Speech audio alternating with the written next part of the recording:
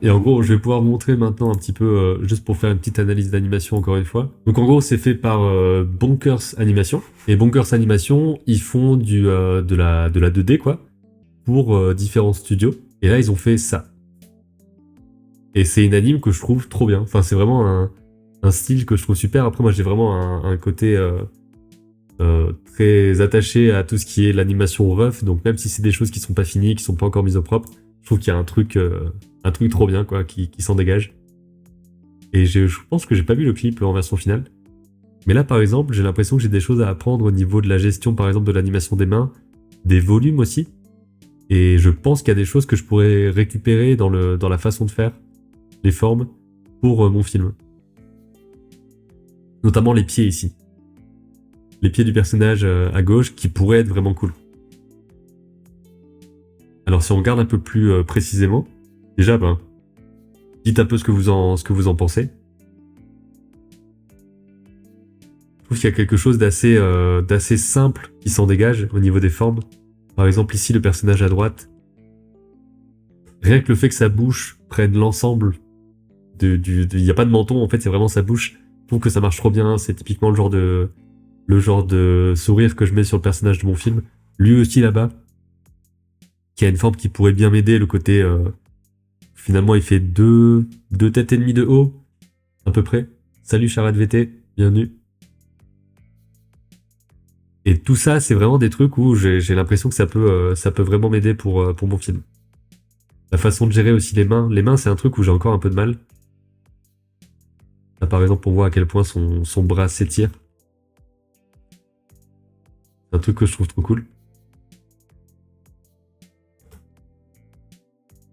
C'est quel studio qui a travaillé sur cet anime? Alors, je laisse vraiment le studio derrière. Je peux peut-être même zoomer dessus.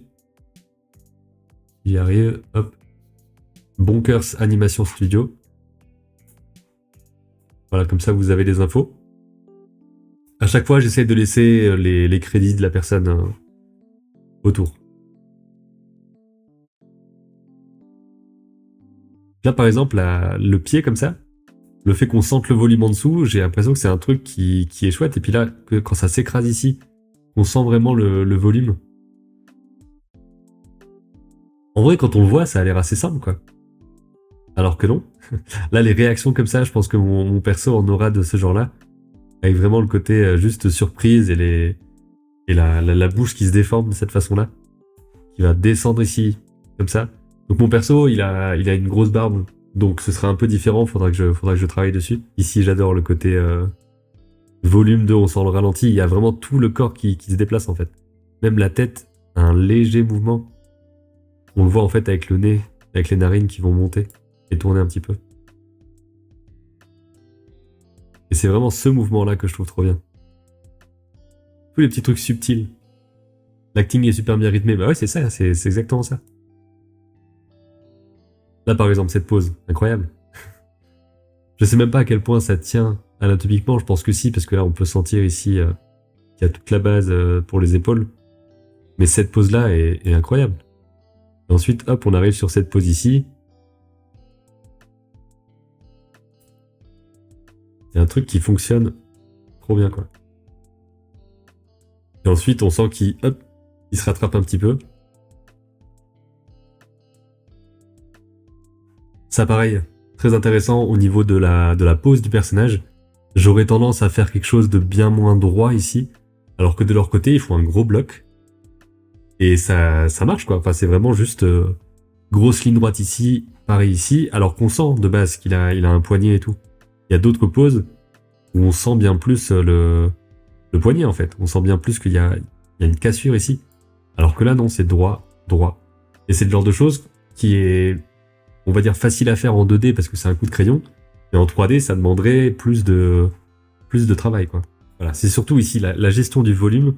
Parce que ce qui m'avait un peu handicapé, on va dire, dans mon animation, c'est que le volume de mon perso, il était pas bon. Et ici, déjà, on sent que c'est très plat. Donc le volume, c'est un truc qui est vraiment super important en animation. Et c'est là-dessus que j'ai encore du mal. On sent que c'est vraiment juste quelque chose de très très plat. Et en vrai, je sais pas trop à quoi c'est dû. Est-ce qu'il faudrait que je mette d'autres...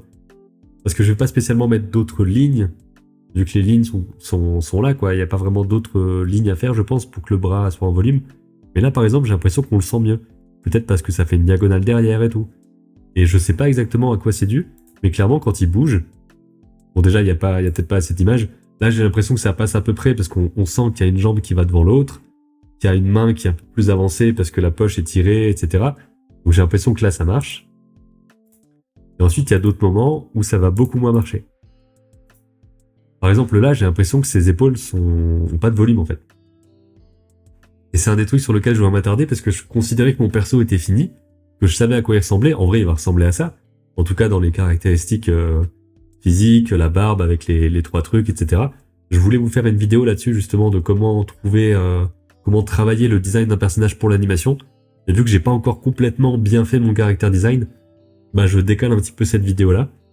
Et l'idée, c'était de montrer par quoi on est passé, parce qu'il y a quand même eu au moins 3 ou 4 designs différents, mais vraiment bien différents, avant d'arriver là-dessus. Et c'est pas encore tout à fait ça. Donc ça prend vraiment du temps. Et dans l'animation de base, il se tournait, et quand il se tournait, c'était vraiment pas terrible. Donc si je vous montre ici le moment où il se tourne, bon, c'est sur fond noir parce que c'est un fond transparent. Mais là, hop, je trouve que le moment où il se tourne, c'est là où il y a un truc qui va pas au niveau du volume. C'est parce qu'il est vraiment en mode face à nous, alors que les objets en volume sont souvent vus un tout petit peu de 3/4. Ça fait artificiel qu'il soit autant face à nous. Peut-être. Mais il y a un truc qui foire, quoi. Je sais pas encore exactement dire quoi. Je sais que ça va pas, mais je sais pas exactement le corriger. Ce qui est déjà une étape parce que j'avais souvent entendu dire que, voilà, il y avait ce côté dans l'art en général et même dans les compétences en général, je pense. En gros, au début, on sait pas ce qu'on sait pas faire. Dans le sens où on n'a pas encore idée que, tiens, ce truc-là, je le connais pas. Je sais pas comment ça marche parce que je suis pas au courant que ça existe. Et ensuite, on sait que ça existe et on n'a pas encore la compétence technique pour le corriger. Et je crois que je suis là-dedans, en fait, avec le volume des personnages.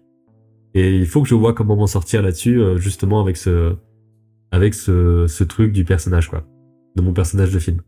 Donc je vois que ça va pas. Il faut que je sache comment corriger ce qui va pas. Et vous avez certainement ce genre d'expérience aussi, que ce soit dans vos dessins, dans vos animations, ou dans d'autres domaines de la vie, en musique ou quoi, on peut se dire il y a un truc qui va pas, et on n'arrive pas encore à le corriger. D'où le fait qu'il faut regarder comment les gens font pour décortiquer tout ça et faire en sorte que ça marche, quoi. Donc voilà pour le petit point, mon animation pourquoi elle marche pas, et justement elle pourquoi elle marche. Après, il y a des trucs qui sont pas encore tout à fait bien. Là, j'imagine que c'est pas normal que comment on dit, cette épaisseur-là soit pas la même que cette épaisseur-là. Même si c'est un peu plus loin, il y a peut-être un truc qui est bizarre là-dessus. Il faut voir. Alors là, je suis pas dessus. Sûrement des trucs de volume qui vont pas encore bien. Mais je trouve que là, quand il lève la tête, il y a un truc qui est juste, qui marche, quoi. Donc, je pense que c'est vraiment dû parce que la forme de la tête bouge pas tellement finalement. Ça reste vraiment une forme arrondie comme ça, un peu à la Yoshi quelque part. Et c'est vraiment le fait que les narines et les... moi je considère que c'est les narines, hein. Je pense que c'est les narines et que c'est pas des yeux. Je suis en train de me mettre un doute là.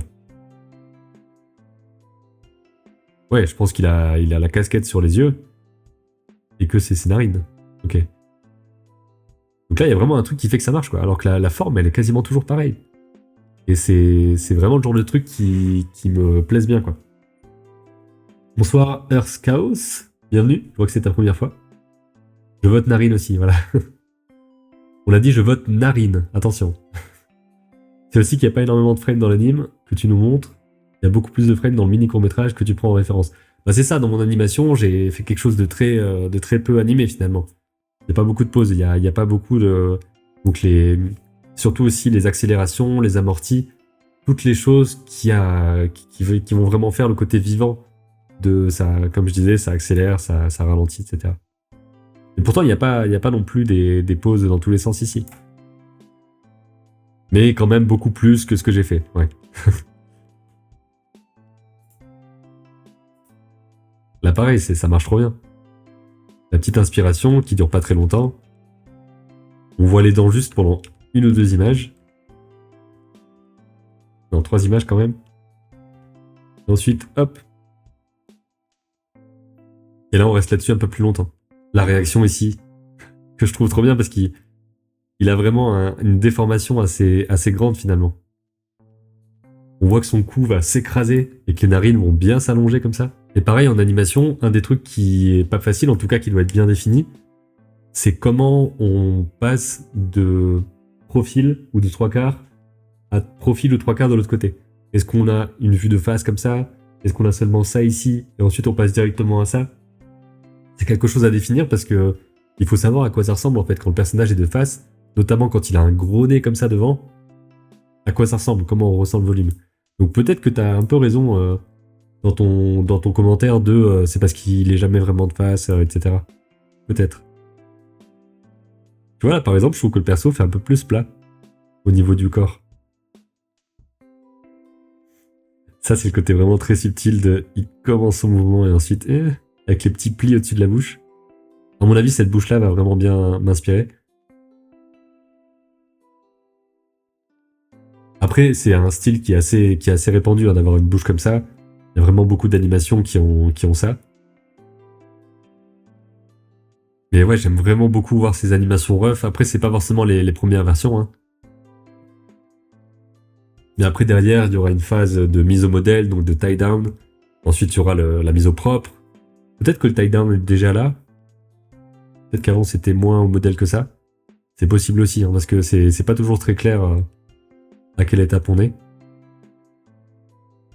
En fait, ce qui m'intéresse aussi, c'est que c'est un personnage qui a peur de certains trucs. Et mon perso, il va être un peu comme ça. Il va se passer des choses, il va être surpris. Il va se demander ce qui se passe, en fait. Et j'ai l'impression qu'il a peut-être un peu ce genre de personnalité.